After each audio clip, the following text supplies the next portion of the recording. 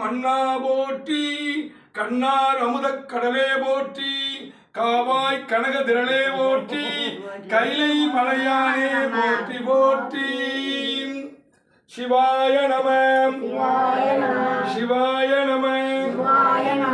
அதாவது ஒரு 60 வயசுக்கு மேல உள்ளவங்க மட்டும் இந்த மந்திரத்தை சொல்லுங்க. சிவா, அது மற்றவங்க வந்து நமச்சிவாயம் சொல்லணும், அதனால கொஞ்சம் வயசாக சொல்ல வேணாம். சிவாய நம சிவாய நம சிவாய நம சிவாய நம சிவாய நம அப்படின்ற மந்திரம் வந்து முக்தி மந்திரம்.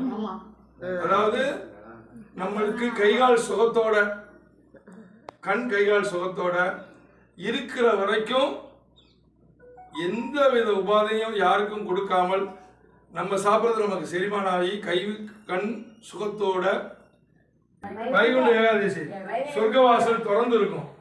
ஏன்னா கைகால் சுகத்தோட பெருமாளுடைய திருவடியை அடைஞ்சு அவன் பால் நம்ம எல்லா ஆரோக்கியமும் பெற்று எல்லா வளமும் பெறணும்.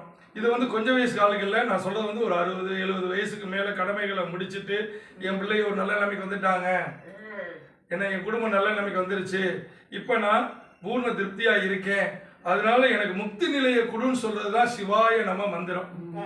அதே ஒரு நமச்சிவாய மந்திரமா இருந்துச்சு அப்படின்னா, இப்போதான் கல்யாணம் ஆயிருக்கு, எனக்கு குடும்பம் நல்லா இருக்கணும், தொழில் நல்லா இருக்கணும், நான் பண்ணக்கூடிய எல்லாமே நல்லா சிறப்பாக இருக்கணும், என் பிள்ளைகள் கைகால் சுகத்தோடு இருக்கணும், நான் வீடு வாசல் கட்டணும் அப்படின்னா நமச்சிவாய என்ற மந்திரத்தை நான் என்ற நன்மையோடு ஆரம்பிக்கணும்.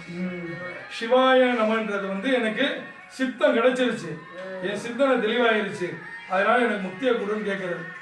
சரி பாரு, ரொம்ப நேரம் எல்லாம் டயர்டில் இருப்பீங்க, நான் ரொம்ப பேச நாளைக்கு வரைக்கும் பேசிக்கிட்டு இருக்கேன், அதனால போதும். எல்லாரும் எல்லா வளமும் பெற எங்களுக்கு நீங்கள் ஆசி பண்ணுங்க.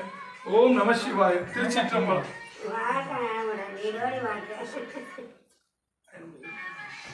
எல்லாரும் ஆசி பண்ணுங்கம்மா. சிவாய நம சிவா. திருச்சிற்றம்பலம். அங்கம்மா உங்க திருப்பாக்கு